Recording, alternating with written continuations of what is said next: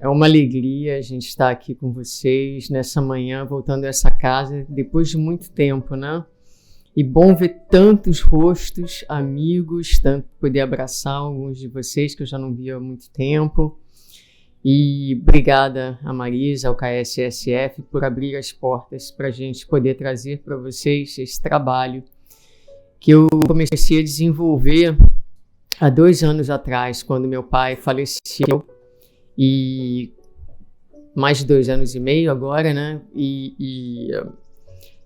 Alguns de vocês sabem, eu sou fisioterapeuta, eu trabalho com pacientes terminais, sou diretora de reabilitação e dentro do meu trabalho supervisiono uma equipe de 30 fisioterapeutas que trabalham com pacientes que entram no programa que a gente tem, e a média de vida deles no momento em que eles entram no programa é de 2 anos, até que eles faleçam.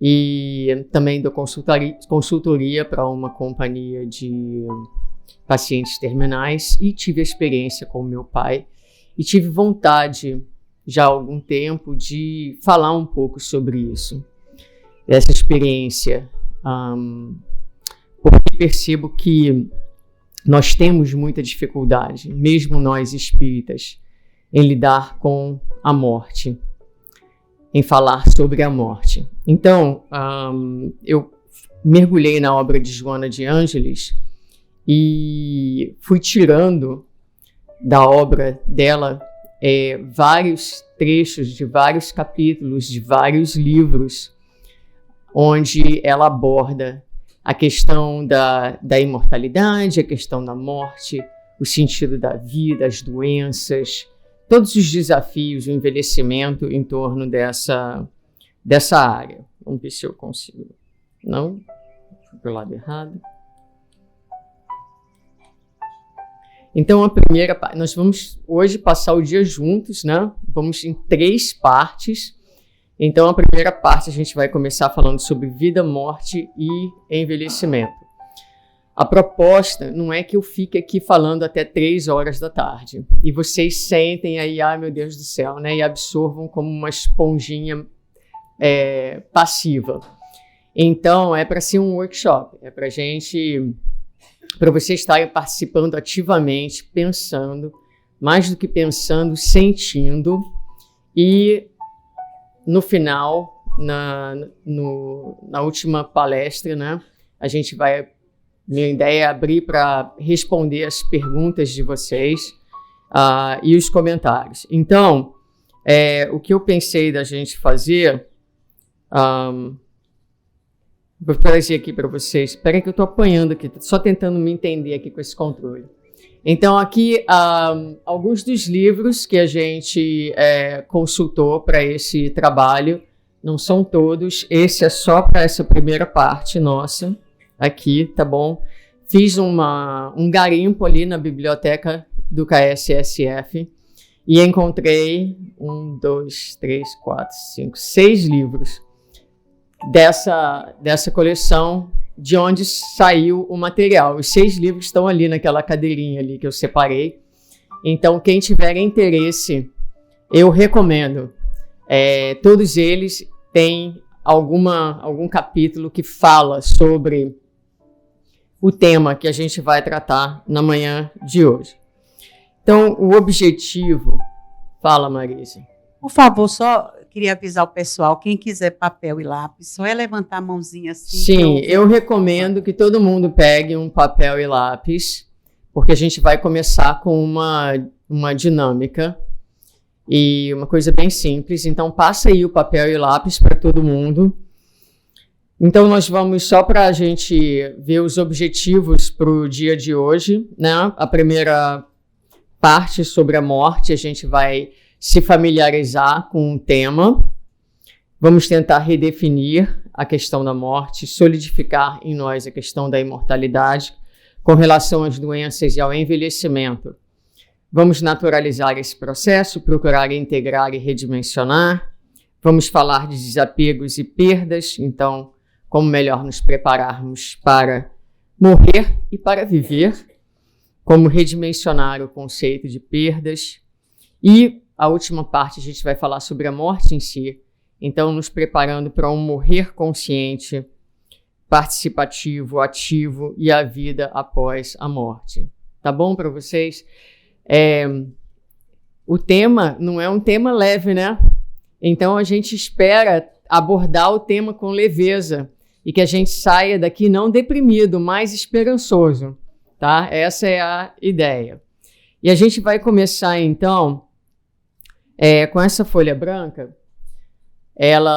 Eu queria que vocês pensassem no seguinte, numa pessoa que faleceu recentemente. Se você tem alguém que faleceu recentemente, que você se sente num processo de luto, né, de dor, põe o nome daquela pessoa. Se você tem medo, se você pensa numa pessoa assim, nossa, se eu perder, por exemplo, sei lá, o meu marido, o meu filho, a minha mãe, a minha vida vai acabar. Eu não sei se eu consigo continuar a viver. Então, pode ser o nome de uma pessoa que, se você pensa naquela pessoa, você tem um pavor de pensar que aquela pessoa pode não estar presente na sua vida. Uma pessoa, ou se não tem nenhum dos dois casos, uma pessoa próxima que você ama muito, ou se não tiver ninguém, você está bem confortável com todas essas questões, talvez seja você mesmo o nome que você vai escrever, né? Eu tenho um pavor de pensar na minha própria morte. E está tudo certo, porque nós somos espíritas materialistas, né? Nós ainda não atingimos o estágio de espíritas.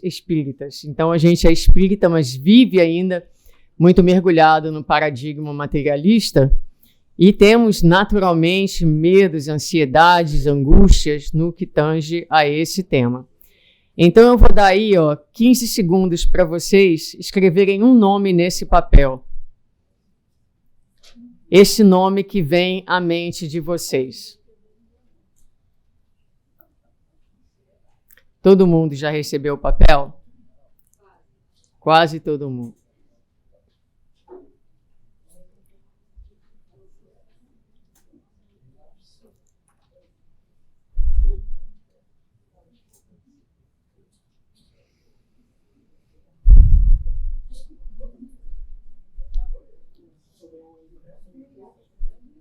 Quase lá, quase lá. Muito bem.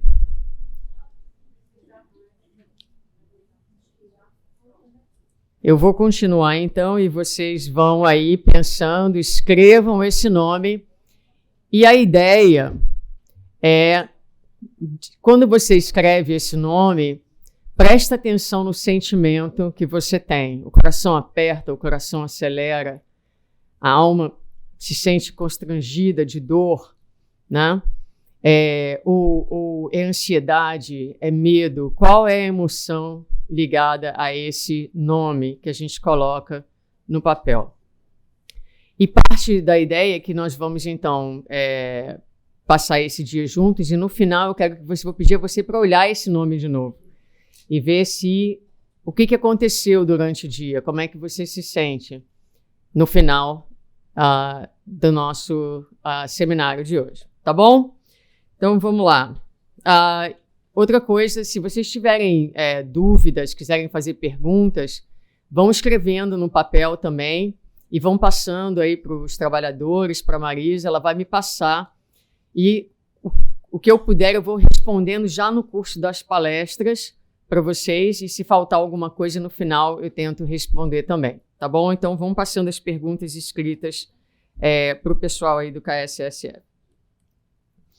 Então, Joana, ela é interessante que no trabalho dela, nos livros, ela nos convida a falar sobre a morte.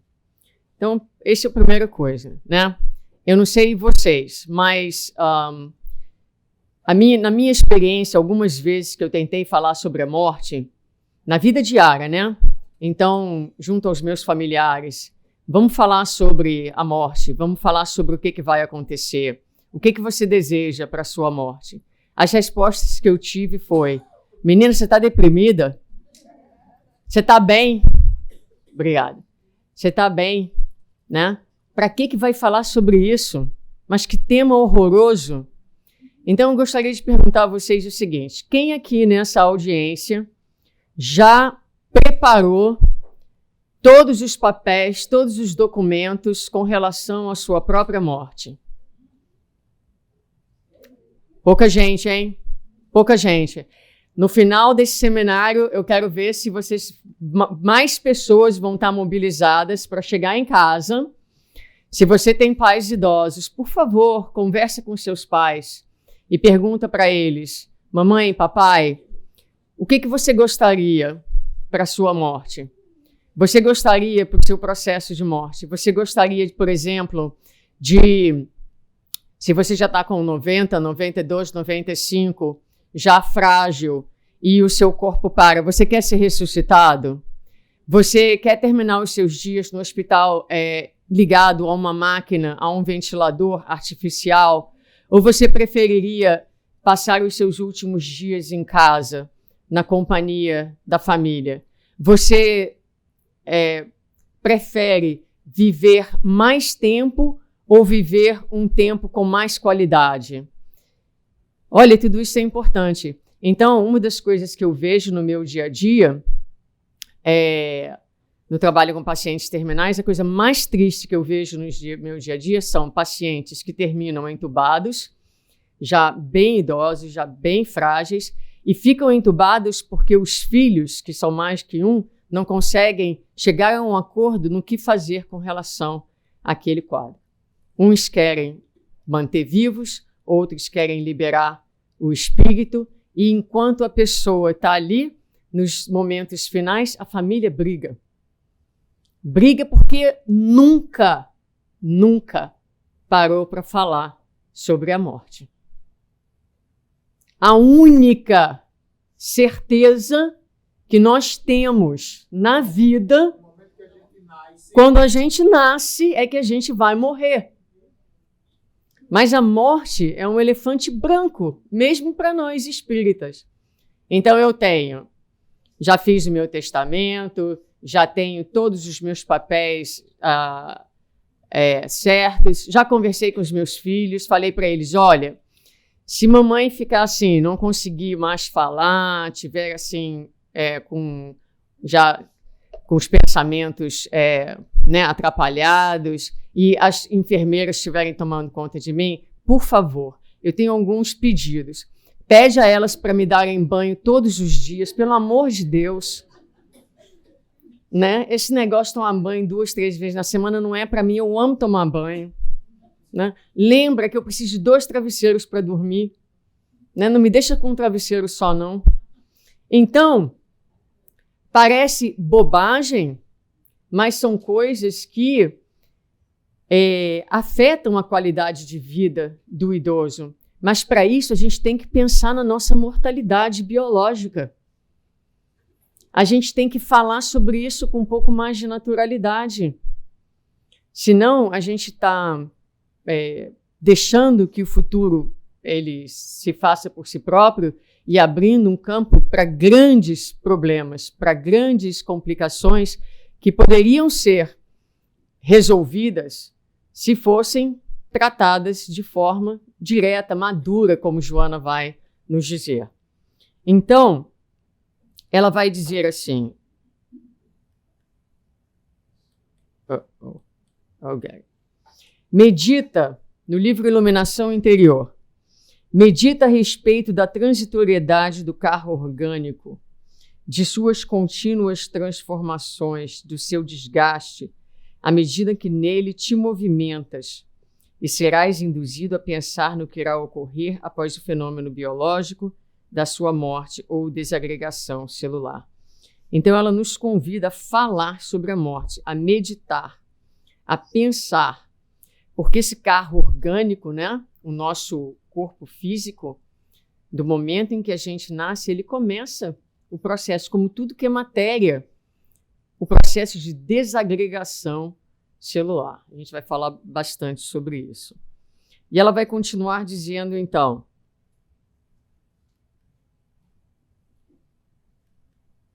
opa. Vamos passar aí? Aí, muito bem. É compreensível e necessário que o ser inteligente reserve tempo para reflexão em torno desse fatalismo inexorável. Postergar a meditação a seu respeito por medo ou ilusão materialista oculta imaturidade psicológica, que o tempo descaracterizará. Não será pelo fato de ignorar-se essa realidade que ela deixará de existir. Quanto mais se analise e a compreenda, melhor para a sua superação, tornando-a parte do comportamento de toda a hora. Do livro O Despertar do Espírito. Então, falar sobre a morte denota maturidade psicológica, maturidade espiritual. Nós somos imortalistas. Nós acreditamos na vida após a morte. Mas a gente não quer morrer de jeito nenhum. Se a gente pudesse ser imortalista na carne, não é? A gente hoje vê uma propensão na nossa sociedade de querer esticar a nossa vida biológica o máximo possível. O que faz sentido. O que não faz sentido é quando esse processo é acompanhado de uma busca desesperada e angustiosa, não é? Por uma imortalidade dentro de um corpo físico, o que não é plausível. Então, quanto mais a gente consegue olhar para esse assunto sem ter palpitação, sem ter ansiedade, mais maturidade, significando dizer que mais o conteúdo espírita, ele encontrou caminho em nós para sair do nosso cérebro, do entendimento cognitivo para as nossas vísceras, digamos assim. Ou seja, quanto mais esse conhecimento está verdadeiramente integrado no meu ser, na minha fé, na minha certeza, no meu dia a dia, porque ser imortalista é trazer o conceito de imortalidade para todos os momentos da nossa vida. Então eu pergunto a vocês, pensa por um minuto, o quanto de imortalidade você sente que está presente na sua vida, em tudo que você faz? Na vida de relações, quando você se relaciona na hora dos conflitos, nas pessoas difíceis, nas situações difíceis da vida, nos desafios da vida, você está cheio desse conceito de imortalidade, esse conceito de imortalidade está te guiando os teus passos. Aqueles que estão fazendo assim, obrigada pela honestidade, porque na maioria dos casos, né, a gente se lembra que é imortal aqui dentro do centro espírita. Na hora que sai dali, pronto, volta para a mortalidade da alma, né? Mas a consciência de que nós não integramos é o primeiro passo para passarmos a integrar. Então é por isso que a gente vem, que a gente estuda, é preciso que a gente encha esse tanque aqui, que eu chamo a caixa d'água do cérebro, a tal forma que comece a transbordar no nosso ser. Então é preciso ler, é preciso estudar, é preciso falar, é preciso meditar, para que a gente chegue a esse estado de maturidade psicológica. E a fé, naturalmente, para tudo aquilo que a gente não tem resposta, a fé tem o seu lugar. Vamos lá. Olha, esse negocinho parou de funcionar. Nem para cima, nem para baixo. Qual a hora mais próxima, mais própria de nós falarmos sobre a morte? Quando é que a gente deve falar sobre a morte? A gente deve falar sobre a morte para os nossos filhos de 3, 4, 5 anos? Para o jovem? 20, 30, 40, qual a década que a gente deve começar a falar sobre a morte? Né? Então, Joana vai trazer para a gente que falar sobre a morte, a gente vai falar sobre a morte sempre. Então, o primeiro hamster que morreu lá em casa, né? Meus filhos eram bem pequenos, enterramos e fizemos uma oração, né? Para a alma do hamster. E agradecemos a ele por aquele tempo de alegria que ele trouxe para as crianças, para que ali elas já tivessem o primeiro conceito de que a alma continua. Então a gente precisa trazer o conceito da imortalidade para os nossos filhos, desde que eles nascem, desde que eles conseguem compreender nessas coisas pequenas do dia a dia. E Joana vai falar para a gente, então...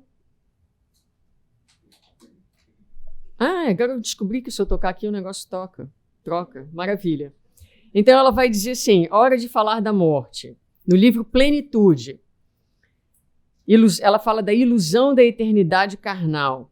Quando jovens, nós transferimos para a velhice o exame da morte, né? Porque a gente é muito jovem. Quando sadios, a gente adia para o período das enfermidades a mesma reflexão, acreditando que somos invulneráveis aos desgastes e aos fenômenos degenerativos da matéria. Acompanham a ocorrência da morte em toda parte com as demais pessoas, porém, está acontecendo lá, né? Na casa do meu vizinho, mas nunca comigo mesmo. Pelo menos por enquanto. Um enquanto que se alonga no tempo indefinidamente da dimensão do capricho do ser. Então, falar de morte. Eu estou super jovem, estou me sentindo super bem. Eu levanto, eu como, eu trabalho, eu malho. Não é agora, né? Tô saudável, sou saudável e tô jovem. Deixa isso para outra hora, mais para frente, quando chegar o momento, né? Mas quem de nós sabe se amanhã vai estar vivo? Na carne, né? Quem de nós sabe? Aí eu me lembro de uma colega de trabalho que o irmão faleceu num acidente de moto e me sensibilizou o desespero dela. Fui no enterro, ela chorava, mas era uma coisa assim, impressionante. E aí a gente se felicita, né? Se rejubila de ter o conhecimento doutrinário, porque a morte, como a gente vai ver, ela sempre, para a gente, nesse estágio evolutivo em que a gente está, ela é bastante desafiadora, é uma causa real de sofrimento, diz lá no Livro dos Espíritos, é uma prova e uma expiação muitas vezes, então a dor da perda física, ela é legítima e muito difícil, mas o espírita não se desespera. O espírita, ele sente, ele sofre, ele passa pelo luto sem desespero e sem rebeldia. E a gente vai ver o porquê. Mas, enfim, qual é o momento certo? Aí ela vai continuar no livro Plenitude. Assim deve-se viver preparando-se para morrer, meditando na morte, a fim de não lhe sofrer a injunção aflitiva, evitando o desespero e todo o seu séquito de agentes perturbadores. Desespero, rebeldia, aí vem as patologias, a depressão e etc. Então é isso que a gente está tentando evitar aqui. O espiritismo não vai tirar a dor, não vai tirar a prova, mas ele vai nos equipar para melhor passarmos pela prova. Para passarmos por ela com integridade, com dignidade e sairmos dela inteiros e até mais iluminados. Então ela vai trazer para a gente, aí aqui eu entrei no Google, aí falei, vou buscar uma imagem para a morte. Jesus abri, fechei rapidamente, porque coisas terríveis apareceram, imagens terríveis. Aí essa foi a melhor que eu encontrei, a mais leve, né? Um cartunzinho, né? Um desenho. E aí há uma historinha que está agora eu não vou lembrar qual livro que está a história, mas diz que havia um servo que trabalhava para o seu amo, quem ele amava, muito dedicado, e ele ia todas as manhãs ao mercado comprar para o seu amo uma fragrância que ele muito gostava. E naquela manhã, como todas, ele foi, e lá chegando, ele viu um sujeito muito esquisito que o impactou e, alguns segundos depois, ele se deu conta de que aquele sujeito era a morte. E o sujeito ficou assim também meio perturbado, pegou uma caderneta de dentro do bolso, começou a olhar, assim, passar as páginas. E o sujeito, o servo, olhando, falou, não, é a morte e ela está aqui para me levar. Saiu correndo desesperado para a casa do amo, chegou lá e disse ao amo: o senhor me perdoa, mas no mercado eu vi a morte, tenho certeza de que ela está aqui para me levar, o senhor me dá um pouco de dinheiro porque eu vou para bem longe daqui. E o amo, comovido com o desespero do servo, deu a ele a quantia que ele precisava, ele se foi.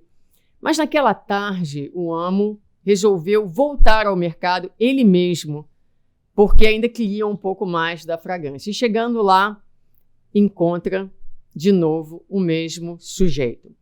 Se enche de coragem, aproxima do sujeito e diz para ele: o senhor está aqui perturbando a nossa comunidade, inclusive hoje de manhã perturbou profundamente o meu servo. E a morte calmamente olhou para ele e falou: o senhor me desculpa, porque não é a minha intenção perturbar ninguém. Mas, de fato, perturbado fiquei eu hoje de manhã, porque quando vi o seu amo, tinha certeza que era dia de levá-lo, mas não aqui, numa cidade muito distante daqui. Então é isso, né? A hora certa vai chegar para todos nós, a gente não vai ter como escapar dela, a morte vai nos encontrar onde quer que nós estejamos. Então é preciso olhar para ela com calma e tentar o máximo possível fazer as pazes com ela. Então vamos começar a pensar o conceito de morte e de vida juntos. Primeiro, no livro Vitória sobre a Depressão, um livro maravilhoso, bem fácil de ler, de Joana, que eu realmente recomendo.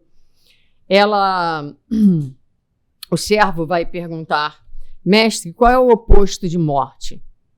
Qual é o oposto de morte? Naturalmente, a gente responderia o quê? Vida. E ele vai responder: o oposto da morte é renascimento, porquanto sempre se está na vida, quer se deambule através do corpo físico ou fora dele. Então, essa é a primeira imagem que eu gostaria que vocês gravassem. O oposto de morte é renascimento. O espírito, ele está sempre renascendo. A gente renasce na carne e a gente renasce fora da carne. Então, a vida são ciclos de renascimento. E é importante que a gente tenha esse conceito de que tudo no universo é movimento. O equilíbrio do universo está no movimento e nós também estamos em movimento, movimentos de renascimento dentro e fora da carne. No livro Dias Gloriosos, que está ali na cadeirinha, Joana vai dizer que morte e renascimento são processos que se completam por fazerem parte do mesmo fenômeno da vida.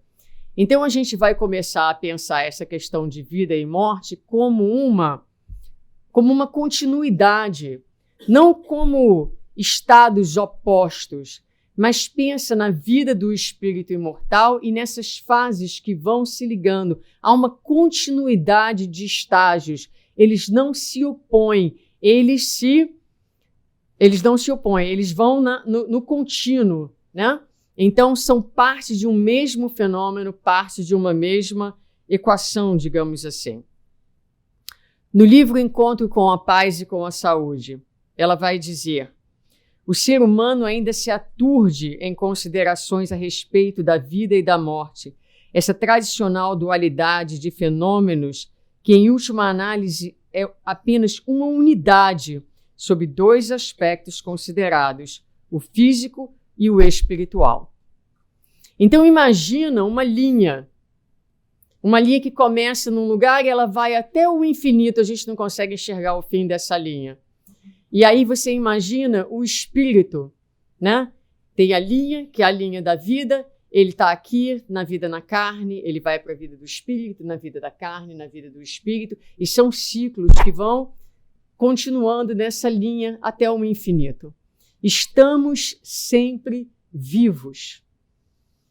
Não há morte, a não ser a morte da matéria que se transforma. Mas só há vida no universo. No livro Iluminação Interior, ela dirá: nascer, viver, morrer são termos da mesma equação biológica, e prosseguir vivendo é a fatalidade da criação. Por mais se recalcitrem ou se ignorem as incessantes alterações biológicas, elas prosseguem ocorrendo automaticamente, porquanto a vida é parceira da morte, e esta é o pórtico de entrada na vida. Agora vejam que eu coloquei vida, a última vida aí, com letra maiúscula. Então aqui a gente vai falar, a vida no corpo é vida com V minúsculo, e a vida do espírito imortal é vida com V maiúsculo. Mas eu amo a ideia de que a morte é parceira da vida. E eu vou dar um segundo para vocês pensarem. O que isso significa para vocês? Como é que a gente pode pensar que a morte é parceira da vida? Em que sentido? Imortalidade. Uma não existe sem a outra. Espera aí, 1 minuto de cada vez. Levanta a mão. Ela quem? A morte vai oportunizar o renascimento. Quem mais? Continuidade. Mutação. Mudança. Sim, mutação, não foi o que você falou? Não, mutação, mudança. Muito bem, muito bem. Determina o tempo, né? Oi? Tempo. Aham. Tá aqui na vida física, vai ficar eternamente. Não, é um tempo. A gente tem um tempo aqui. Que a gente não sabe qual é, né? Oi? A gente vai morrendo cada dia aos pouquinhos, né? Pois é. Então, o que Joana vai falar pra gente é isso. Tudo isso que vocês falaram, e ainda ela vai colocar pra gente que é exatamente saber que a morte biológica vai acontecer que dá sentido à vida física. Então, elas são parceiras porque a vida física sem a morte não teria o mesmo significado que ela tem. Então, o significado de estar vivo hoje, ele é cheio, ele é rico, ele é importante, esse momento presente, porque a gente sabe que isso aqui é um tempo. E é um tempo que a gente precisa encher de significado e precisa encher de vida. Então, vocês vão ver que quanto mais a gente está confortável com a ideia da morte, mais vivo a gente está a cada dia. Porque é exatamente a consciência da mortalidade biológica que vai dar para a gente o significado do momento presente, da sua importância.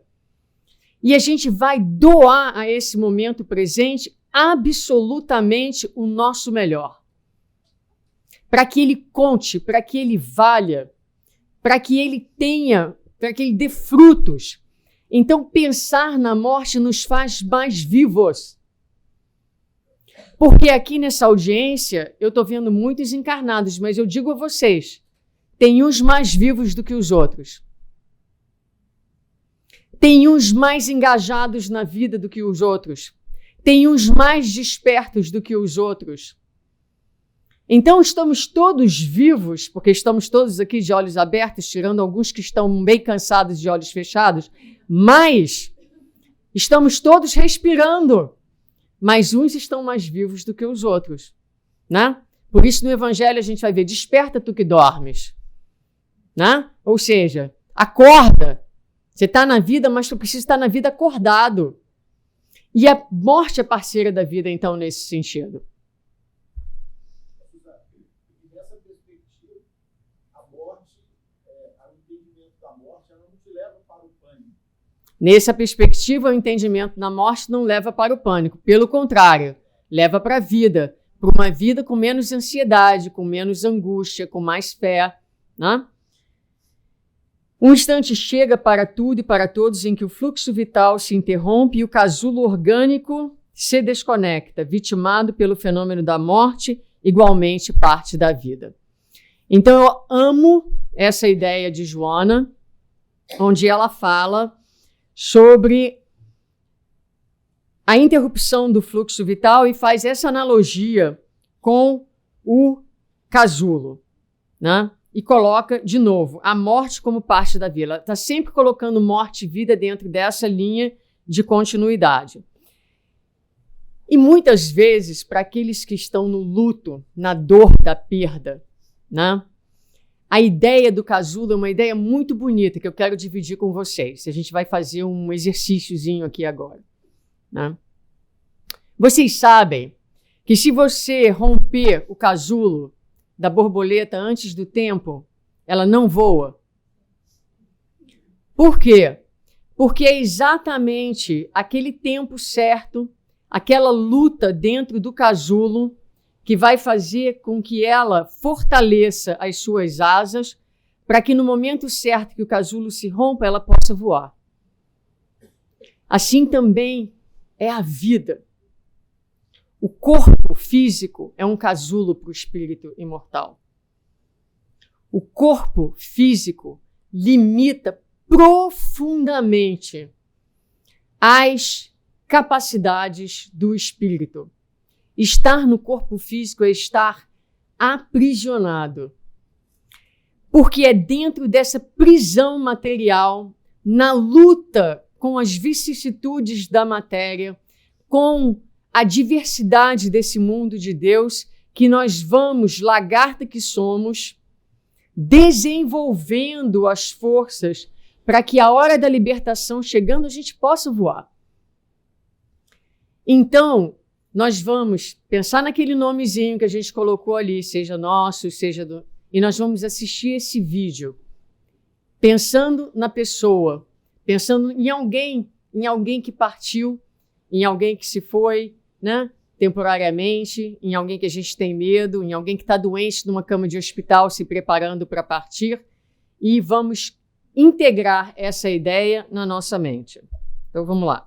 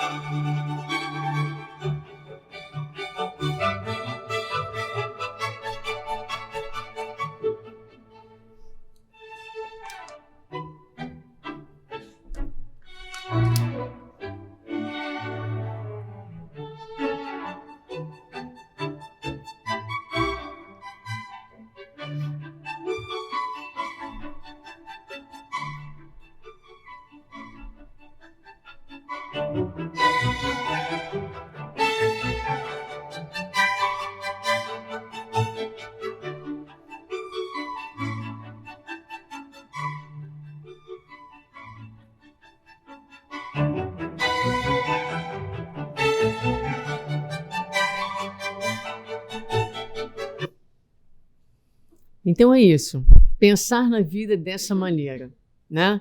Nós estamos todos encarcerados nesse casulo e vai chegar um momento certo em que nós vamos voar, em que o nosso ser querido, o nosso ser amado venceu, cumpriu o seu tempo aqui na Terra, passou pelas experiências necessárias e conseguiu agora a libertação, o voo. Porque, como nós falamos, o corpo físico, ele é, e Emmanuel tem, por exemplo, no livro Roteiro, nos primeiros capítulos, 4 primeiros capítulos, eu penso, do livro Roteiro, uma descrição muito boa do quanto que o corpo físico abafa. Então, é muito mais difícil para o espírito imortal encarnar do que desencarnar, porque quando a gente desencarna, a gente volta para o nosso ambiente. Volta para casa. Volta para casa, exatamente. Volta para casa, não é? Aqui, estar aqui nesse corpo, e há uma interpretação do evangelho que eu também gosto muito, que é relacionada à festa das tendas. Nós estamos aqui em tendas, o nosso corpo físico é uma tenda, não é? Como é que a gente está em tenda? Em acampamento. Nós estamos aqui acampados, é uma situação temporária. Mas ninguém vive em tendas. A gente sai para acampar e volta para a segurança da nossa casa. Então, nós estamos aqui, e isso tudo é trabalhar essa ideia da imortalidade. Pensar que o nosso corpo físico é uma tenda de acampamento, que nós estamos. Tanto é tenda que a gente pegou ela, saiu do Brasil e trouxe para os Estados Unidos, né? Agora a gente está acampado aqui, temporariamente. Mas um dia a gente deixa a tenda e a gente precisa voltar para casa. Então, pensar nessa ideia, mas é preciso pensar muito para que ela vá de novo, realmente fazendo parte do nosso viver. Uma coisa interessante é que, mesmo assim, sabendo disso, o desenvolvimento na medicina é muito grande, cada vez maior, né, para poder atrasar essa. Sim, naturalmente. Ela está dizendo que a ciência tem ajudado a gente a atrasar a morte. Vive-se mais. E isso é natural. Não só a gente vive mais, as infâncias vão ficando mais curtas. Essa é a lei de progresso, como a gente vê dentro da codificação. Agora, é preciso pensar nesse viver mais como, né? Como é que a gente vai viver mais? Então, quando nós temos 20 anos, todo jovem de 20 anos parece mais ou menos a mesma coisa. Você olha, eles são todos mais ou menos aquilo, 20 anos, 30. Quando já chega em 40, 50, 60, 70, você tem pessoas correndo maratonas e você tem pessoas completamente debilitadas. Então, começa a haver isso não só fisicamente, mas espiritualmente, emocionalmente, a gente começa a ver uma variedade de estados de alma e físicos. Então, na medida em que a gente vai vivendo mais, é preciso pensar como que nós vamos viver mais, né? Como vai ser este viver mais. Por exemplo, uma das coisas que tem aumentado com esse viver mais são os anos de dependência que nós temos. Todos nós, quase que inevitavelmente, chegaremos um momento em que nós teremos mais ou menos, em média, 2 anos em que viveremos com algum nível de dependência física. Vamos precisar de ajuda. Tem gente que lida com isso muito bem. Agora, eu conheço muita gente, mas muita gente, que tem muita dificuldade em ser ajudado. Porque no momento em que a gente sente que precisa de ajuda, a gente se sente menos. A gente se sente que a gente não tem mais valia, a gente se sente que a gente agora é um peso para a sociedade, para os nossos familiares, e lidar com esse sentimento é um grande desafio espiritual. É uma grande oportunidade de iluminação, porque pede humildade, pede aceitação das leis, aceitação da vida, e nos lembra que nenhum de nós é tão bom que pode viver sozinho. A gente precisa um dos outros. E é o ciclo da vida. É o ciclo da vida. A gente vai falar sobre isso. Então, seguindo em frente, Joana vai refletir sobre movimento e transformação, que nós falamos um pouquinho, né? Eu já citei aqui, ela vai dizer no livro Despertar do Espírito: em todo o universo, o repouso não existe, já que o movimento incessante é a mola central de seu equilíbrio. Da mesma forma, todos os fenômenos biológicos se encontram em interna alteração, através de cujo recurso se alternam as moléculas que compõem e desestruturam formas sem que se extingam. Então, esse movimento, a gente vai conversar um pouquinho mais tarde sobre apego, né? Mas a gente, às vezes, quer se apegar às coisas como elas são. E ainda que a gente não veja, há muito movimento em nós. Há movimento espiritual, emocional, é um movimento biológico. Todos nós encarnamos com um tanque de gás. Alguns de nós veio com um tanque de fusquinha, alguns de nós veio com um tanque de caminhão. Nós temos alguns mais fluido, outros menos fluido, mas nascemos com um tanque cheio. Agora, por mais que a gente encha o tanque com comida, com passe, com abraço, com energia e tal, a máquina, ela vai se desintegrar. Você tem um carro, você cuida daquele carro super bem, faz toda a manutenção, mas depois de anos ele começa a quebrar, não tem jeito. Não tem jeito, não importa o quanto de dinheiro você colocou ali, não importa o quanto de dinheiro você gastou com creme, não importa o quanto de dinheiro você gastou na academia, não importa o quanto de dinheiro você gastou para comer comidas orgânicas, naturais, as mais caras que tem no supermercado. A tua máquina vai quebrar. Você pode até viver mais tempo, mas ela vai quebrar. É disso que eu estou falando. Porque é inevitável, porque a matéria, né, queira a gente goste ou não, nós estamos, como alguém falou, morrendo um pouquinho a cada dia. Nós estamos vivendo, estamos realmente morrendo, porque cada dia chega mais perto, um pouquinho. Cada dia chega mais perto. E aí ela fala no Vitória sobre a depressão. Viajor do tempo e do espaço. Eu amo essa frase. Viajor do tempo e do espaço. O espírito singra, ele veleja os oceanos de energia. Energia pensante que é vestindo-se e despindo-se e revestindo-se de matéria orgânica para o Ministério da Evolução, em cujo curso se encontra inscrito. Não é lindo isso? É lindo. Pensar que você é um espírito imortal pensante, que veleja pelas energias do universo, uma vez vestindo-se, despindo-se e revestindo-se dessa matéria, porque todos nós fomos criados por Deus e da mesma forma que a gente manda os nossos filhos para a escola, ele nos automaticamente escreve no curso de evolução. Então, quando alguém se vai, partiu, foi, se despiu, mas apesar de nós estarmos ligados pelos nossos afetos, pelos laços de amor, cada um de nós é um espírito imortal cursando o seu próprio currículo evolutivo. Então, quando a pessoa se vai, quando o ser parte, ele partiu para outro momento, para outro estágio. E a gente que ama, a gente celebra. Difícil, né?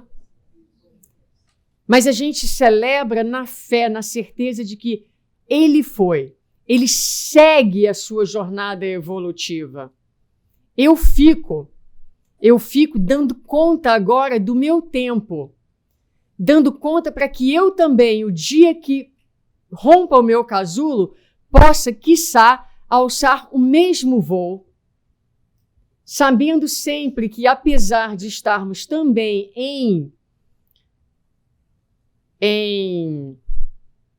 oh meu Deus, me escapou a palavra, em níveis vibratórios diferentes, para o espírito imortal não existe barreira de tempo e nem de espaço. Então estamos separados fisicamente, mas sempre, sempre com a possibilidade de nos encontrarmos. E aí a gente vê os nossos queridos dos sonhos, por exemplo, não é? Às vezes a gente tem intuição. Eu estava sentada aqui, pensei no meu pai, antes de começar. E aí pensei assim, me emocionei, pensei assim, seria tão bom, porque ele não acreditava em nada. Seria tão bom se ele escutasse isso aqui hoje, né? Ele nunca acreditou em nada, só bem no final, um dia, que ele já estava assim mais fraquinho, ele disse que me viu a minha avó entrar dentro do quarto dele, a mãe dele. E aí eu já não sei se ele estava começando a acreditar em alguma coisa, né? Mas aí eu pensei nele, puxa, seria tão bom se ele visse, né, se ele me escutasse. Será que ele ia ficar entediado? Porque meu pai se entediava bem rápido com as coisas, né? Ah, chega disso, não sei o que e tal. Tive esse pensamento. Quiçá ele não está por perto, né? Ele está, se não está ouvindo, está recebendo a vibração. Mas é isso.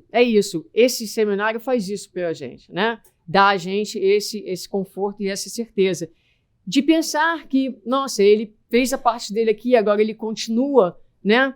Em outros estágios, seguindo, porque a gente não vai ser feliz se a gente não evoluir. Então, querer prender alguém para trás é desejar que aquela pessoa fique estagnada, quando ela já podia estar indo para um outro patamar. Tudo em a natureza transforma-se a olhos vistos, não existindo nada, senão expressões diversas de uma só realidade.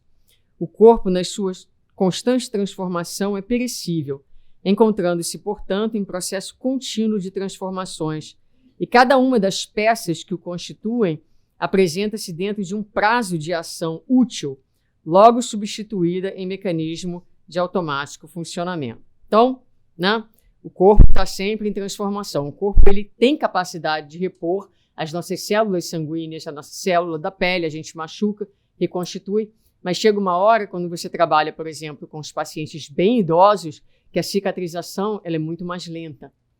Às vezes ela não acontece, então o idoso lida muito com as feridas de decúbito, né? Que são difíceis. Por quê? Porque o corpo já não tem o mesmo fluido e a mesma capacidade de recuperação. Então, qual o sentido existencial, né? O sentido na nossa vida? Ela vai dizer, e aí a gente volta àquele ponto da parceria entre a morte e a vida. Ela vai dizer, se não houvesse a morte física, o sentido da vida desapareceria, assim como a finalidade da luta, da conquista de valores, do desenvolvimento intelecto-moral do ser, no livro Autodescobrimento, né? Então não é para a gente sair daqui, oh meu Deus do céu, agora eu preciso aproveitar cada minuto, e a gente entra numa coisa de uma ansiedade doida, né? Não é isso, mas é viver mais consciente, é viver mais presente, é viver mais atento. É pensar, sim, às vezes, nas nossas prioridades. Assim, vocês escolheram passar o domingo aqui, várias horas de domingo, nesse workshop. É uma prioridade que vocês colocaram. Podiam estar em casa, tá um dia maravilhoso lá fora, na piscina, na praia, né? Então, de alguma forma, isso é importante, o tema foi importante, essa reflexão. São as prioridades, né? E em cada momento da nossa existência, a gente vai pensando, estando mais atento, estando mais presente. O que está acontecendo aqui? Eu tive essa dificuldade, né? Com a minha mãe, com meu pai, com meu filho. Como eu posso melhor resolver isso? Então, a gente traz uma outra atitude para o nosso viver. Porque a gente entende que esse tempo é limitado. E por que a gente encarna? Por que a gente não evolui lá no plano espiritual? Eu sempre tive essa pergunta, né? Não seria tão bom se a gente evoluísse, fizesse toda a evolução no plano espiritual? Só que não é assim. A gente precisa entrar na carne. Entrar na carne é como se fosse ir para a sala de aula. Isso aqui é a nossa sala de aula. Entende? Aqui estão as lições, aqui estão as provas, não é? Então, é muito importante, a gente é dado esses tempos na carne para que a gente aprenda, para que a gente cresça e a gente volte, se Deus quiser, né, com um diplominha que diz lá, muito bem, completou sua encarnação, deu um passo e meio para frente. Porque o progresso é lento, não é mesmo? É bem lento. Mas é preciso que ele seja lento, sabe por quê? Porque tudo que progride muito rápido é superficial, não cria raiz. Então, para que a gente, por exemplo, cresça numa virtude, é preciso que aquela virtude esteja profundamente enraizada no nosso ser. Eu desvio os meus pensamentos, mas eu vou terminar o que eu vou falar. Então, você pensa assim, eu quero trabalhar na paciência. Eu já estou bem paciente. Aí você quer saber o quanto de paciente que você é. Como você testa? Você olha o termômetro da evolução espiritual. Qual é o termômetro da evolução espiritual? é a tua relação mais difícil. Volta para ela e vê o quantos pacientes tu tem. Que aquilo ali vai dizer exatamente o que você já conquistou ou não. Então, e dentro das vicissitudes da matéria, que tudo fica mais difícil. Porque no plano espiritual, a gente vai viver em lugares onde nós seremos atraídos pelos nossos pensamentos, pelas coisas que a gente gosta, pelo nosso nível espiritual. Então, a vida no plano espiritual ela é mais homogênea. Já pensaram nisso? Aqui na Terra tem de tudo, inclusive nós. E as pessoas que estão lidando com a gente, né? Que são os santos. Né? Nós somos o instrumento de evolução do outro. É muito fácil pensar que os outros são nossos instrumentos de evolução. E a gente? E aqueles que nos aturam? Não é não? Então, é isso. A morte física, quando a gente coloca dentro dessa perspectiva, dá sentido para o nosso viver, né? A vida, ela se enche de significado, de importância, há um sentido de emergência, no sentido de preste atenção, né? Não dorme no ponto, fica atento, expande a sua consciência.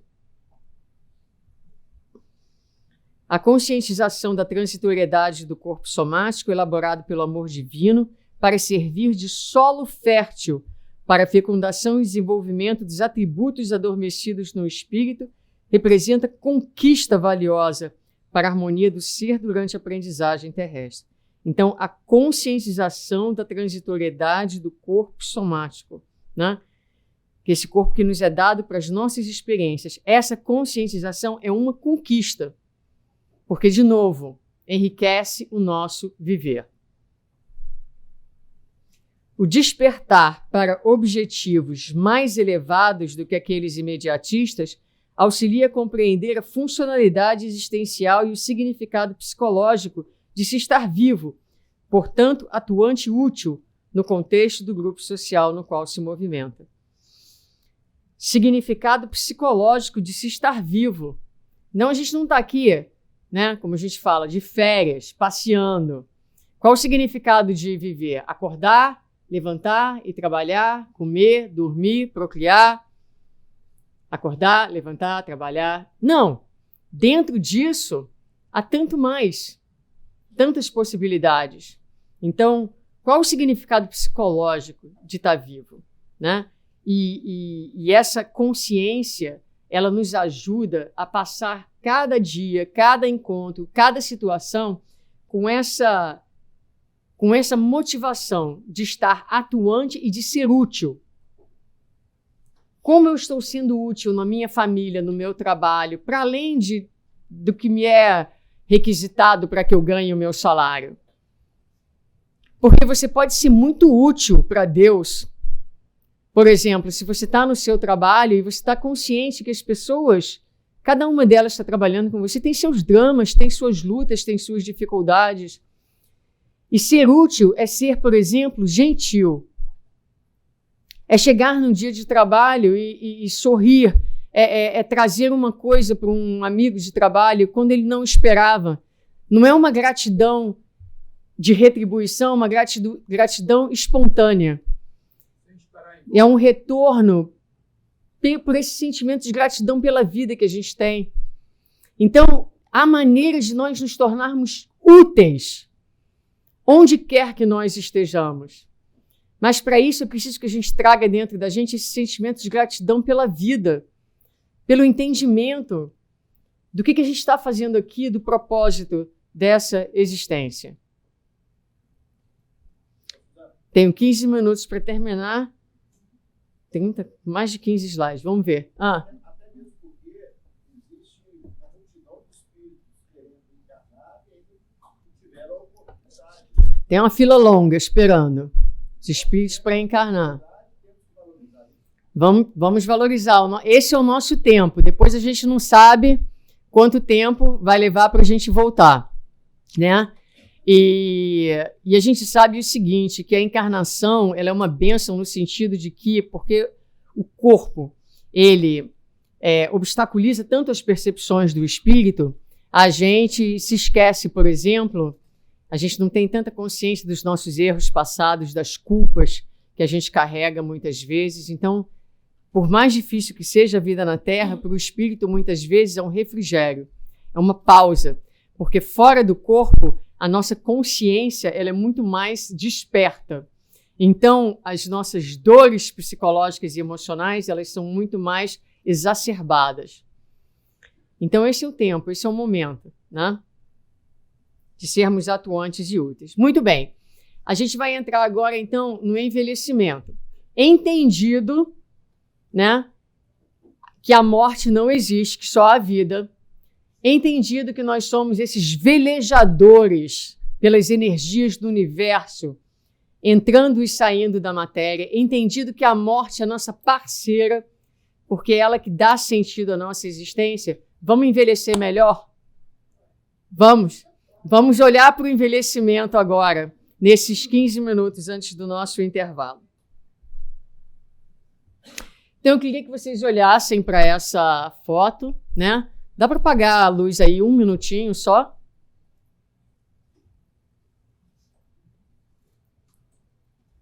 Obrigada. Só para que a foto saia um pouquinho mais, né? Então, olha para essa foto. Vou dar aí 5 segundos para vocês.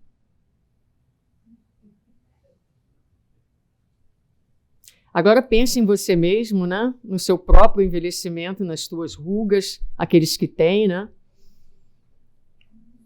No peso do corpo, nas tuas limitações. Eu quero que você sinta, nesse momento, o seu próprio envelhecimento. Entre em contato com ele. E aí, o que você se sente? Você se sente bem? Você se sente angustiado? Você se sente deprimido, triste, ansioso? Tem saudade de como você era? Não. Tem saudade de viver sem dor, por exemplo? Tem muita gente que vive com dor, né? Tem saudade de conseguir subir na árvore e descer? Eu sempre digo que eu subo ainda, mas não desço. Né? Se for na hora de descer, tem que chamar o corpo de bombeiros, porque força para subir eu tenho, mas flexibilidade para descer eu não tenho mais. Então, a gente vai perdendo a capacidade de fazer um mundo de coisas, né? E assim é o envelhecimento. O envelhecimento não é fácil. Vamos combinar? Não é fácil. Não dá para a gente dizer assim, é uma beleza. Né? Não é. Pode acender a luz, por favor. Ele tem muitos desafios. Vamos ver o que Joana diz aqui para nós. Inevitável fenômeno biológico de desgaste que atinge todos os seres vivos. Resultado do esforço mantido pelos equipamentos orgânicos para a manutenção da funcionalidade. Então, vai perdendo a vitalidade, o corpo vai esvaziando o tanque, né? O corpo vai sofrendo os desgastes naturais. Tudo vai para um declínio. Não tem como minimizar essa realidade. O nosso sistema nervoso fica mais lento, os nossos músculos perdem as fibras da força. A gente pode até malhar e manter, sim, mas há um declínio, né? Os nossos ossos ficam mais frágeis e a gente vai entrando nos quadros de osteopenia, osteoporose, né? As dores começam a aparecer. A visão, eu até os 35 não usava óculos, com 35 passei a usar um óculos, hoje já uso 2. Porque quando eu vou olhar no computador, preciso de um óculos só para o computador, né? Então é isso. A gente está em franco declínio físico. E muitos de nós têm medo do envelhecimento. Então ela vai dizer, devido ao ultrapassado conceito de envelhecimento, entendido como um período de sofrimento e amargura, muitos indivíduos passam a temer a velhice, pois ela também aproxima a morte, como se esta não ocorresse em nenhuma outra fase da vida. Então, muita gente tem medo da velhice porque pensa, como o companheiro falou, está cada dia mais perto da morte. Mas está cada dia mais perto da morte a cada dia que a gente vive. Porque, de novo, se a gente estiver no nosso planejamento reencarnatório para morrer daqui a uma semana, ou amanhã, quem sabe, bom, estamos mais perto da morte. Não precisa ficar velho para ficar mais perto da morte, né? Então, isso é uma coisa para a gente pensar. E ela vai falar que a velhice ela é detestável para muita gente. Por quê? porque há um distanciamento da vida ativa, porque há um enfraquecimento das forças orgânicas e a questão da dependência, que a gente falou, a privação de prazeres e a proximidade da morte. E aí ela vai trabalhar um pouquinho nessas questões. Então, com relação ao distanciamento da vida ativa, Joana vai dizer que somente se distancia da vida ativa quando se perde o encanto e a alegria de viver, e o desaparecimento de forças não permite o pensar. A preservação do pensamento ativo mantém a oportunidade de ser útil e contribuir positivamente em favor da família e sociedade. Permanecer ativo não é resultante da idade, mas sim de uma disposição interior de viver e de participar dos desafios humanos. Isso é muito importante. Eu tenho 2 filhos adolescentes. Um deles está mais idoso do que eu, porque já perdeu o encanto de viver. Sabe que na adolescência eles perdem o encanto de viver, né? Ficam assim num humor terrível, não querem fazer nada, não levanta da cama, o quarto virado lá de cabeça para baixo, né? E parece que perdeu o encanto de viver na adolescência, com 14 anos. Então, é isso. Quando a gente entende a vida e valoriza a vida, né? E a gente carrega dentro da gente essa gratidão, mas isso é uma coisa que a gente tem que ir construindo devagarinho. Ah, como é que eu faço para construir? Tem que estar querendo construir, essa é a primeira coisa. E a gente constrói como? Vivendo. Não tem outro jeito, né? Vai vivendo e vai perseguindo esse objetivo de entender. Quanto mais a gente entende o sentido da vida, quanto mais a gente entende a beleza, a grandiosidade de Deus, o nosso destino, a nossa herança que é o universo, quanto mais a gente entende a nossa grandiosidade, né? A gente vai se enchendo desse sentimento de gratidão. E todas as fases da nossa vida são repletas e são alimentadas por essa gratidão, por essa alegria, ainda que a gente esteja passando por momentos de muita dor, de muita luta. Mas tem lá no Evangelho uma parte também que muito tempo eu levei para conseguir entender, quando no capítulo 5 o Espírito diz: Senhor, obrigada pelas lutas, pelas dores, obrigada por testar o seu filho. Porque aquele Espírito fala da consciência de que Deus está trabalhando nele, chegou a hora do meu despertar. Eu que sou esse diamante bruto, a vida está trabalhando em mim. Então não é que a gente se torne masoquista, mas a gente aprecia o trabalho do artista, do criador, não é? Do escultor trabalhando. A gente vai sentindo a metamorfose, o embelezamento da nossa própria alma. Então talvez o corpo já esteja um pouco mais batido, um pouco mais quebrado, mas a gente vai sentindo o despertar do nosso espírito. É como se fosse um movimento antagônico, onde o corpo vai ficando mais frágil e o espírito vai se fortalecendo. A gente está mais grato, a gente está mais cheio, a gente está mais jovem, a gente enxerga melhor. Aquilo que costumava nos angustiar, agora a gente olha para as coisas e a gente tem paz. A gente tem sabedoria, não é? A gente olha para trás e olha para a vida e a gente está cheio. A gente vê os aprendizados da caminhada e a gente aprecia todos os ganhos e todos os passos e todas as experiências, as boas e as ruins, porque nós somos o resultado de tudo que nos aconteceu e de todas as pessoas que passaram na nossa vida, aquelas que nos presentearam com amor, aquelas que nos presentearam com a sua hostilidade, são instrumentos também do nosso crescimento. Então é isso, levar essa alegria de viver, essa disposição interior de estar vivo, é de estar atuante, é de estar contribuindo, é de entender que o teu valor não está no seu corpo físico, não está naquilo que você pode fazer fisicamente, mas você é um espírito imortal e as suas possibilidades, a sua capacidade de contribuição com a vida é imensa. Você pode sorrir, você pode falar, você pode ajudar, você pode orar, não é? Então, quando a gente está conectado com isso, a gente é útil em todos os momentos.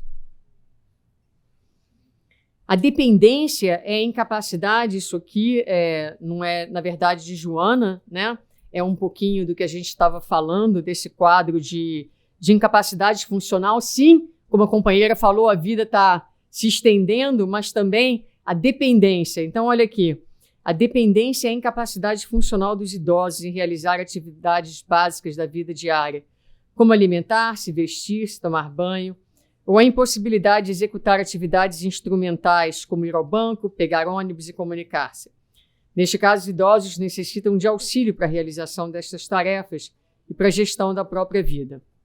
Na América Latina, 40% dos idosos precisam de cuidados prolongados, e este número triplicará nas próximas 3 décadas. Em 2050, o Brasil terá cerca de 77 milhões de pessoas dependentes de cuidados entre idosos e crianças. Então, eu realmente gostaria que vocês pensassem,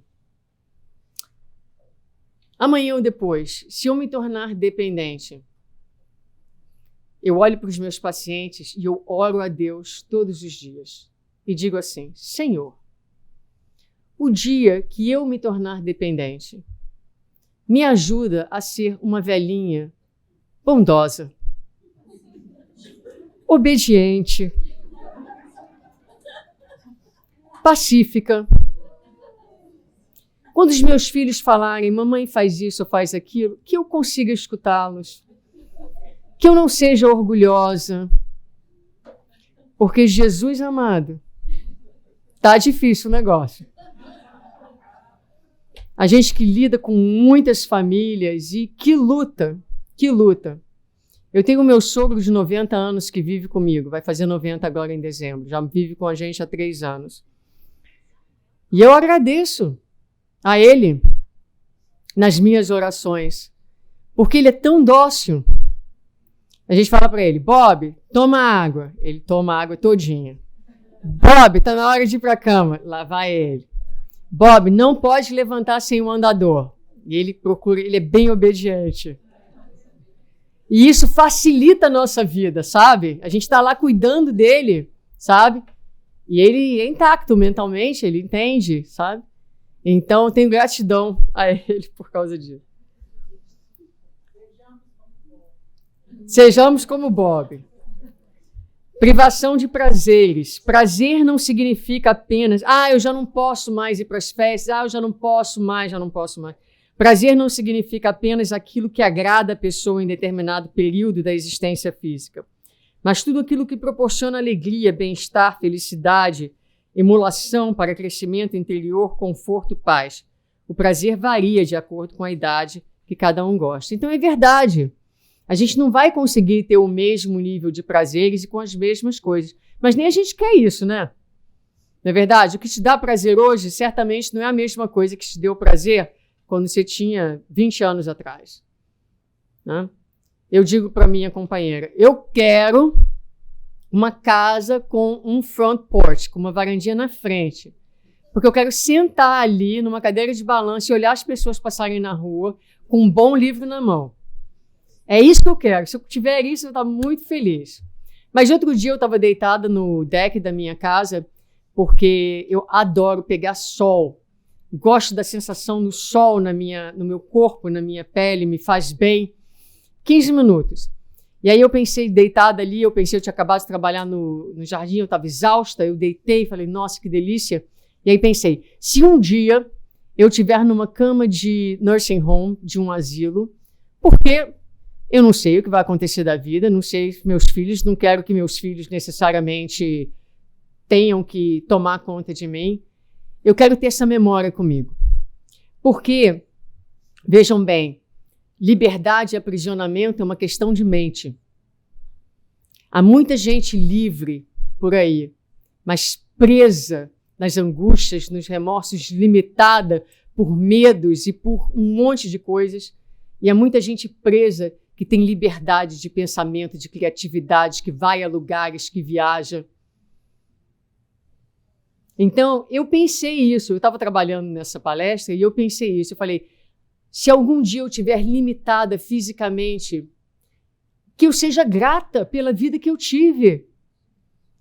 Porque tanto foi me dado que essas memórias estejam dentro de mim e sejam fonte de gratidão e vida. Eu penso isso. Se eu já terminar num asilo, porque meus filhos não podem tomar conta de mim, nem eu espero isso deles necessariamente, eu quero ser aquela velhinha no asilo que vai estar com a minha cadeira de roda andando e falando oi para todo mundo, sabe?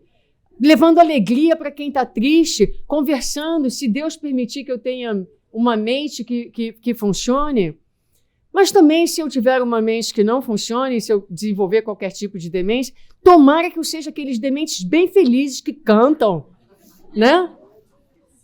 Não aqueles ranzinzas que batem, que agridem, porque aí a vida fica bem difícil, né? Então, mas é preciso pensar nisso com naturalidade, porque pode acontecer, gente, né? É preciso que a gente planeje para a nossa vida o que vai acontecer. E a gente vai tendo outros prazeres. Os prazeres vão se modificando. Ela vai falar aqui no... Estamos quase acabando. Sei que já devem estar um pouquinho cansados. Ilusão da mocidade. Desequipados quanto à realidade, muitos buscam manter a ilusão da mocidade física através da busca cansativa de métodos rejuvenescedores, desarmonizando-se interiormente, tombando em transtornos psicológicos que se transformam em depressão e angústia profunda. Então, como a gente estava falando, né? Sim, a gente deve desejar viver o máximo possível, né? Eu confesso, não quero viver mais de 100 anos. Se Deus quiser que eu viva, eu vou viver. Mas, se me perguntar, eu acho que 90, 95 deu, né? Porque vai dando um cansaço na gente. Tá na hora de ir. Já não consigo acompanhar, já estou começando meus filhos. Mãe, esse negócio de Facebook é coisa para gente velha. Oi? Né? Porque os apps de hoje, você vai ficando para trás, chega uma hora que é melhor reencarnar com, né, um novo software interno para a gente acompanhar as coisas. Você vai ficando realmente para trás. Então, não há... Exato. Então, não há nada de errado em querer viver mais. O problema é quando isso se torna, o que ela está falando aqui, essa busca desenfreada, né? Que se a pessoa ela vai se deprimindo, ela vai se angustiando, e tem muita gente que morre antes de morrer. Tem muita gente que para de viver antes, porque vai chegando a hora da morte, a pessoa fica tão angustiada que ela se mata, digamos assim, antes da morte chegar. E tem muita gente que se deprime a tal ponto que numa contradição termina por tirar a sua vida. Então, acreditem ou não, há um grande índice de suicídio entre os idosos. E um grande índice de depressão também. Muita gente se deprime quando como é que fala retirement em português? Me ajuda aí? Se aposenta. Quando se aposenta, né? Por quê? Porque toda a razão de viver estava onde? No trabalho. É preciso que a gente pense, onde está a razão do nosso viver? A gente que se deprime para o resto da vida quando os filhos saem de casa. Porque toda a razão de viver estava no filho, não tinha uma razão para viver própria. Uma utilidade para si mesmo, né? Então, são coisas importantes para a gente pensar. A luta para escamotear a realidade é tenaz, e quando essa se apresenta vexatória, derrapam nas crises neuróticas, nas fugas pelo álcool e outras drogas, tombando no suicídio. E a gente vai terminar esse primeiro momento saindo um pouquinho de Joana, pedir a ela perdão, e falei, Joana, vou trazer uma passagenzinha aqui de Leon Denis. Num dos livros que eu mais gosto de Leon Denis, e no meu capítulo preferido de Leon Denis. Busquem. O livro se chama O Grande Enigma e o capítulo se chama A Lei Circular. O Grande Enigma, a Lei Circular. Ali Leon Denis vai dizer: a velhice, segundo o modo de ver comum dos homens, é a decrepitude, a ruína. Ela recapitula todas as tristezas, todos os males, todas as dores da vida. É o prelúdio melancólico e aflitivo do último adeus. Há aí um grave erro. Ele oferece um outro ponto de vista. A velhice tem uma estética especial. Às vezes a gente fala para a pessoa idosa, nossa, que velhinho mais lindo. E ele vai dizer, há na velhice uma estética especial. Há pessoas que vão envelhecendo, elas vão ficando cada vez mais bonitas. Porque é a beleza da alma que começa meio que a extravasar pelos olhos, pela aura, pela energética da pessoa, né? Igual um bom vinho, né? Então, é isso. É envelhecer embelezando-se. Mas a gente tem que sair dos padrões estéticos que o mundo nos coloca e buscar outros padrões estéticos. Então, ele fala da velhice tem uma estética especial. Ele fala das ausências. É tão lindo isso. Ele fala assim, o idoso ele tem ausências. Mas essas ausências é porque o idoso começa a sair. Ele começa a explorar o mundo espiritual. Ele começa a fazer pequenos field trips, né? A gente vai envelhecendo e o enfraquecimento do corpo físico vai permitindo que o espírito vá ficando mais desconectado e a gente começa a sair com mais facilidade. Ele fala de uma mediunidade mais permanente pela mesma razão, porque já estamos mais desconectados, a vida começa então a ficar entre aqui e entre lá. E nós estamos sempre recebendo visitas e somos, muitas vezes, com mais facilidade, intuídos pelos guias espirituais, pelos familiares. A história da alma é a mais bela de todas as histórias. Ai, não sei porque ficou aqui, faltou em realidade um começo. Ele vai dizer assim, as transformações... Não, peraí, esse é o próximo.